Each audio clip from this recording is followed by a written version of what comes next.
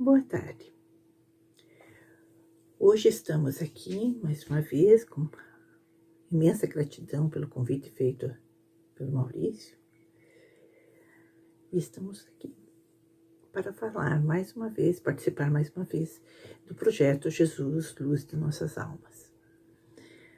Então, antes de darmos início, vamos elevar o pensamento a Deus e agradecer pela oportunidade que temos de conhecer um pouco mais a respeito da vida de Jesus, dos detalhes, dos bastidores, dos fatos que temos narrados nos evangelhos e que aumentam a nossa compreensão e nos fazem analisar, buscando comparar o comportamento do povo daquela época com aquilo que cada um de nós age. Que possamos ter a mente aclarada para sabermos fazer essa comparação e colocarmos o conhecimento, as experiências vividas neste momento que nos são apresentadas por Amélia Rodrigues, que nós saibamos aproveitar para inserir em nossa vida a mudança de comportamento adequada ou a continuidade de comportamento que esteja de acordo com aquilo que nós vamos aprender. Obrigada, Senhor. Assim seja. Bem, hoje nós vamos utilizar o livro Quando Voltar a Primavera, que é mais um dos livros que ditados por Amélia Rodrigues, o médium Divaldo Pereira Franco. Diz que nesses livros ela nos traz detalhes da vida de Jesus, nos fazendo refletir a respeito do comportamento do povo da época, para nós fazermos análise comparativa de qual é o nosso comportamento hoje mediante situações semelhantes. Então, a lição que vamos ver hoje é Simão, o Cirineu. Então, vamos iniciar a leitura, depois vamos ler uma parte, hoje vamos conversar um pouco e depois retomamos a leitura até o final. Bem, nessa primeira parte, Amélia Rodrigues nos situa no momento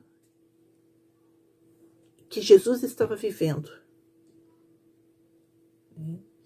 Aonde que nós vamos verificar para nós podermos compreender exatamente o que estava acontecendo naquele momento com ele, com os amigos, com aqueles que o seguiam, para termos a compreensão da situação, para podermos nos colocarmos na situação que vai ser narrado o fato. Nenhuma voz que se erguesse para defendê-lo. Pessoa alguma que se resolvesse falar a seu favor. Todos os verbos estavam calados, e o silêncio era a resposta da frágil gratidão humana àquele que não titubeava entregar-se em um holocausto de amor. Tudo se realizava como se fosse uma patética entoando as tristes notas de uma mensagem fúnebre. O medo aparvalhava os amigos, e a palidez da cobardia moral cobria os rostos dos beneficiados à distância com a mortalha da injustificação.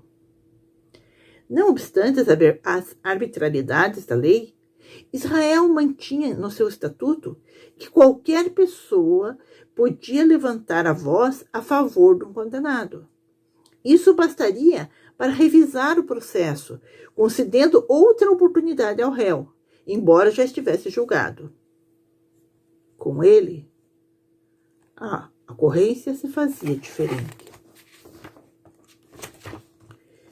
5 dias apenas eram transcorridos ao sucesso que obtivera na cidade, regurgitante que o exaltara, dizendo-o o Messias, o esperado. Naquela ocasião, todos comentavam publicamente os seus feitos, enquanto ofereciam um tóxico para que os ódios fermentassem, culminando na tragédia que ora se consumava. Curtos são os sentimentos da gratidão humana, e breve o caminho dos que dizem amar. Ele não enganara ninguém, porquanto sempre se reportava a um reino que não era deste mundo. Apesar disso, esparzira a ternura e a misericórdia como um sol generoso, aquecendo o Pantanal e transformando em campo fértil. Tanto se havia... Agora se encontrava só, a sós com Deus, como aliás sempre estivera. Tantos se haviam beneficiado e, não obstante, permaneciam silentes, distantes. A estranha procissão percorreu a distância inferior a 500 metros, atravessou a porta judiciária e a silhueta do Monte Sombrio se desenhou entre o fulgor do dia em plenitude e o fundo azul abrasado da natureza. Abril já é período de seca, de calor, de sol intenso. A terra se torna de cor ocre. Morrem as anêmonas e os tons de chumbo substituem o verdor que embeleza. Aquela hora, mais ou menos às 11, a atmosfera carregada alcançava índices de cansaço que desagradavam, abafados.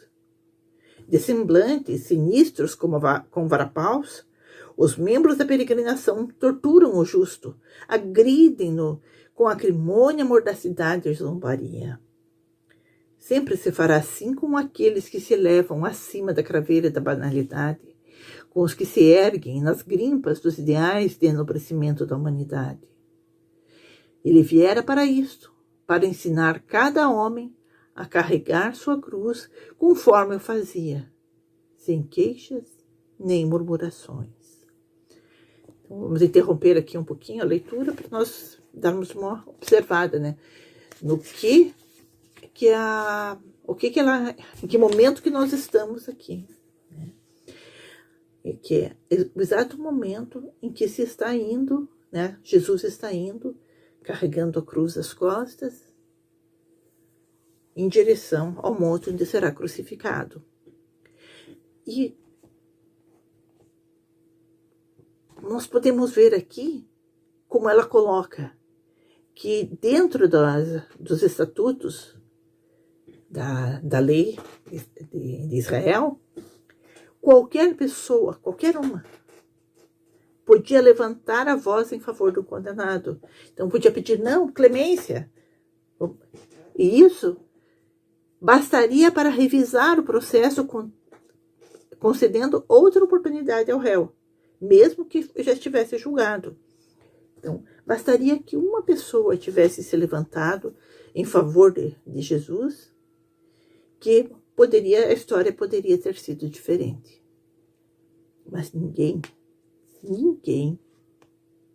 se levantou.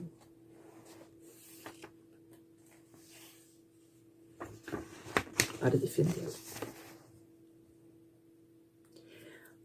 5 dias antes, ele tinha entrado em Jerusalém, aclamado pelo público que veio com plantas, aquelas palmas, né, para cumprimentá-lo à entrada, comentando seus feitos, todo mundo falando sobre o que Jesus fazia e deixava de fazer, né? E dizendo, né, que ele era o Messias, ele era o esperado. Que enquanto isso, aqueles que queriam prendê-lo ficavam escutando tudo aquilo que estava sendo dito, já se preparando aquilo como material para justificar a sua prisão.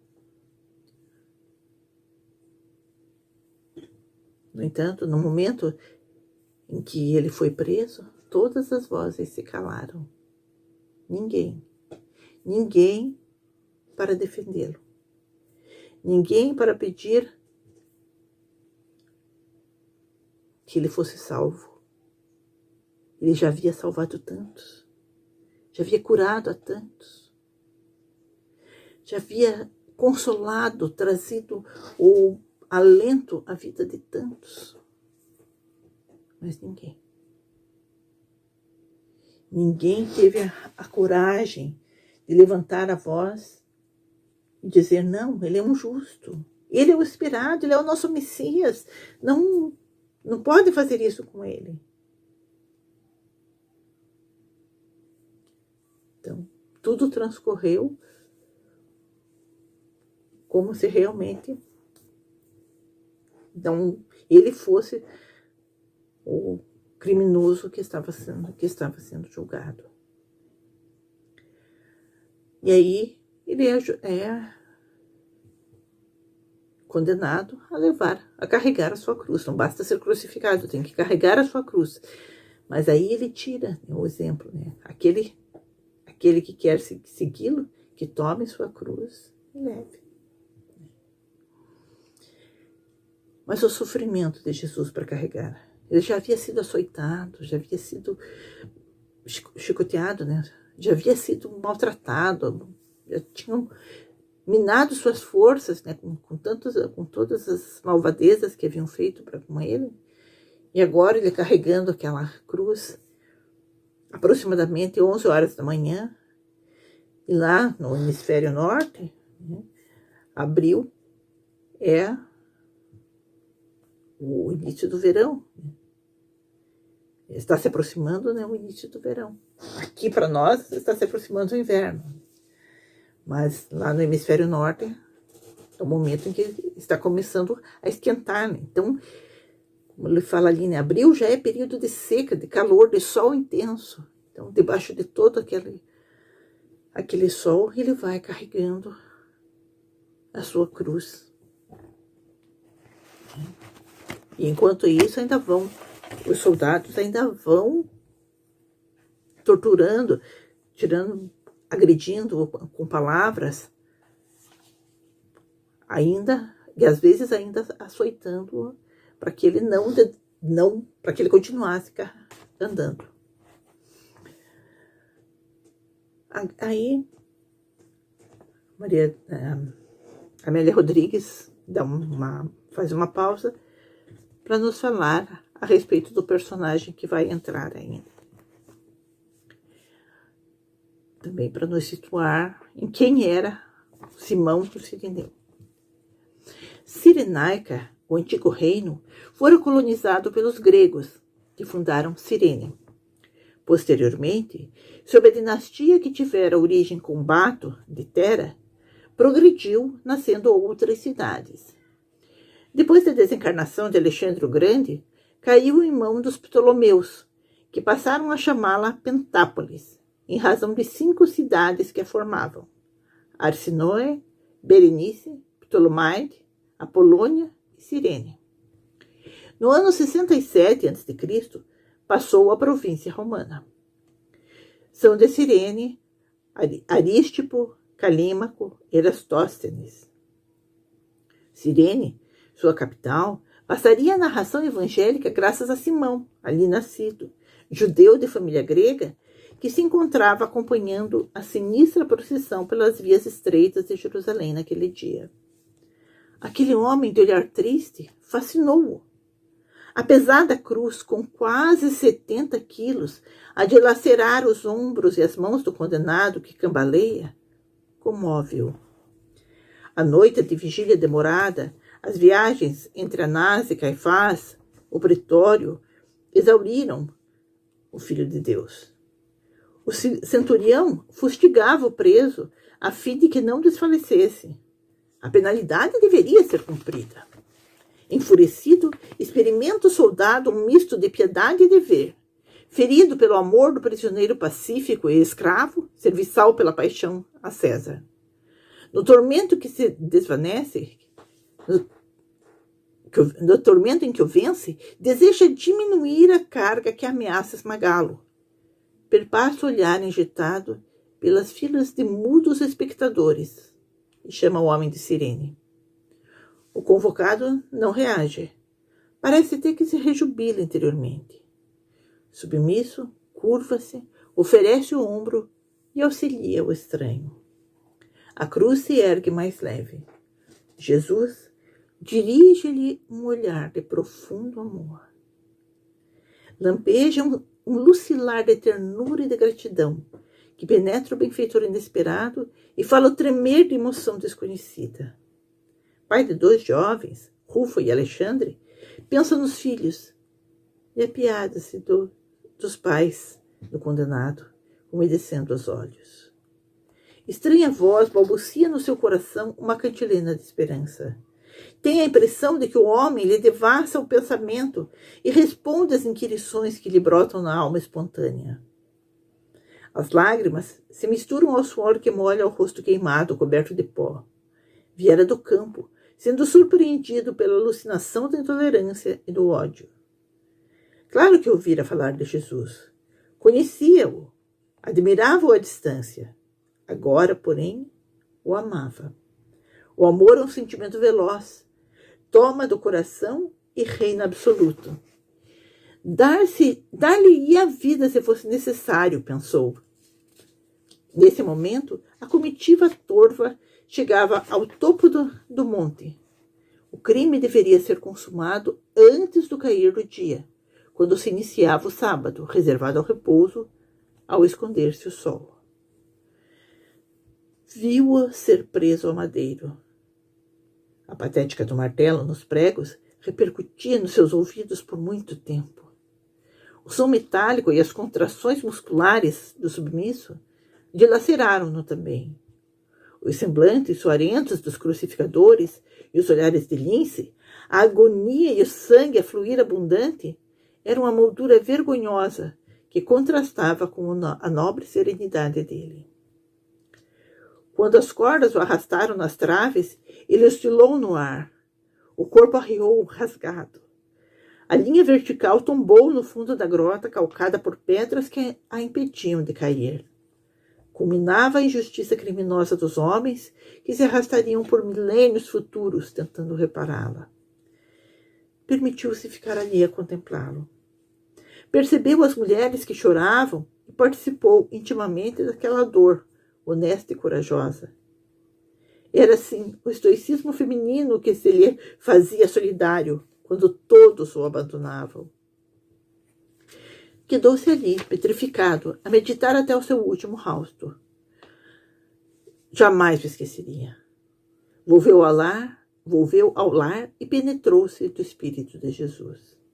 Buscou mais tarde os seus discípulos, ouviu-lhes as narrativas tardias e luminosas, passando a segui-los e fazendo que seus filhos se convertessem àquele incomparável amor.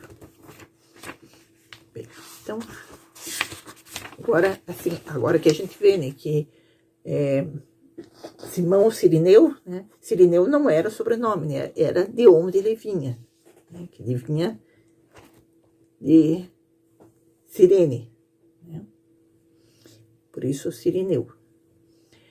Então, Simão trabalhava no campo, né, e estava voltando para a sua cidade, para a sua casa, quando ele passa por Jerusalém e vê toda aquela balbúrdia, toda aquela confusão que estava tendo, né, e que percebe o que se tratava e fica assistindo, penalizado. Ele fica com muita pena daquele homem que está carregando a sua cruz, já sem forças, mas que permanece sem reclamar. Simão tinha 2 filhos, o Rufo e o Alexandre. E naquele momento os filhos passaram pela sua cabeça e ele pensou nos pais daquele homem. Como deveriam estar sofrendo ao ver o filho naquele estado, naquela situação. O centurião que comandava que estava levando Jesus, né? Comandava os soldados que estavam acompanhando para depois crucificar Jesus e os outros dois ladrões. Ele estava dividido entre o dever, né, de obrigar Jesus a chegar até o alto do monte para ser crucificado, e ao mesmo tempo ele estava sentindo piedade daquele prisioneiro pacífico que não reclamava, que estava ali quase sem forças, mas que ele tinha que obrigar a que ele seguisse em frente. Então ele pensa, né, ele vai sucumbir, né, que ele poderia sucumbir antes de chegar até lá.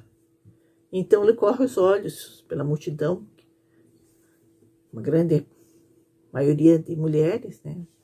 Então ele vê aquele rapaz forte, né? Aquele homem forte, trabalhador do campo, né?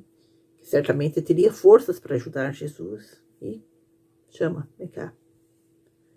Ele vai. Simão vai e auxilia Jesus. E ali acontece um momento raro, um momento que marcou para sempre. Lampeja um lucilar de ternura e gratidão que penetra o benfeitor, inesperado, e fala o tremer de emoção desconhecida. Então, Jesus olhou para ele com aquele brilho no olhar, aquele brilho de ternura e de gratidão. Imagina despertar a gratidão em Jesus. Como aquele sentimento, aquele olhar de ternura, de gratidão, foi muito, né? Penetrou, e a partir dali ele passou a emoção que ele sentiu, ele passou a amar aquele homem de uma forma que seria capaz de dar a vida por ele, caso fosse necessário. Ele tornou-se cristão naquele momento. Ele já tinha ouvido falar de Jesus, já admirava ele à distância, já tinha ouvido falar de seus feitos. Mas ali, naquele momento, Jesus penetrou o seu coração para nunca mais abandoná-lo. Ele seguiu ajudou a levar até lá, até o monte, assistiu à crucificação com muita pena, e percebeu que as mulheres que estavam ali chorando, né, a mãe de Jesus e as outras mulheres que também ali estavam. E ele pensa que apenas as mulheres estavam sendo solidárias quando quase todos os discípulos o abandonaram. A gente sabe que João estava ali, mas era o único dos 11 que sobraram, né, além de Judas. Que Judas já tinha ido suicidar-se, né? Então, o único discípulo que estava ali era João, nenhum outro. E depois que tudo acaba, que Jesus exala o último suspiro, ele desce o monte e vai para sua casa. Chegando em casa, ele relata tudo aquilo que aconteceu. E a partir dali, ele e sua família passam a procurar conhecer melhor os ensinamentos de Jesus junto aos apóstolos, e tornam-se também, a família toda torna-se também cristã. Aqui, encerrando a mensagem, ela nos escreve: Simão, o Cirineu, é o testemunho da solidariedade que o mundo nos solicita até hoje, símbolo e ação da bondade. imortaliza-se e liberta-se da timidez da escravidão a que se jugula, crescendo no rumo do infinito. 500 metros era a distância a percorrer entre o local do julgamento arbitrário e o acume do Monte da Caveira. Em curta distância, a impiedade e a zombaria são grandes. Também o testemunho da solidariedade fraternal fez-se enorme. Todos encontraremos pelo caminho da aflição os sirineus em nome e honra de Jesus.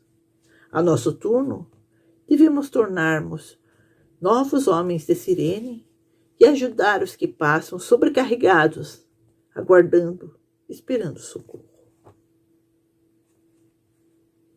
Aqui nessa parte final,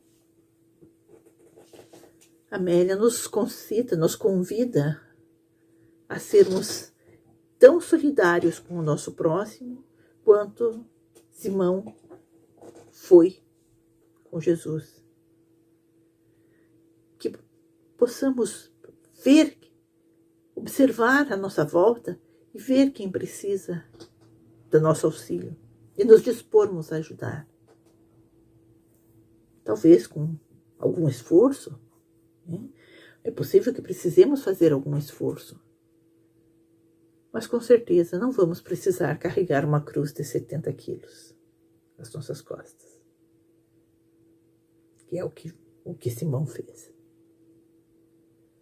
Qualquer possibilidade que tivermos de auxiliar aqueles que estão carregando sua cruz, sofrendo, calados, sem ninguém a quem recorrer, que possamos ter os nossos olhos abertos, com a possibilidade de observarmos o que podemos fazer pelo nosso próximo. Simão, o sirineu, é o testemunho da solidariedade que o mundo nos solicita até hoje. Se todos nós, seres humanos, fôssemos solidários uns com os outros, não haveria tanto sofrimento na Terra. E a partir do momento que vamos aprendendo, que cada um vai aprendendo, é um a menos a não ser solidário. E o grupo cresce um pouquinho mais. A cada um que vai agindo corretamente, que se dispõe a ajudar, aumenta essa luz da solidariedade, englobando cada vez mais, e assim, englobando cada vez mais pessoas, chegaremos ao ponto da regeneração, do mundo da regeneração, onde todos são solidários uns com os outros. Então, seria essa a nossa mensagem de hoje. Quem quiser ler a mensagem do livro Quando Voltar à Primavera, que ali, lendo a mensagem, naturalmente, muitas interpretações podem surgir, para cada um, que acrescentando aquilo que nós falamos, dando um entendimento melhor. Então, mais uma vez, eu quero agradecer a casa pelo convite, e aqueles que estão assistindo ou que vão assistir mais tarde, que possamos todos sermos solidários. Agradecemos a Deus, a Jesus, aos espíritos amigos que nos intuem e nos acompanham. Pedimos forças de orientação para que possamos ser como Cirineu, como Simão Cirineu, também, que sejamos os novos Cirineus do mundo, que possamos estender a mão e auxiliar aquele irmão em dificuldade.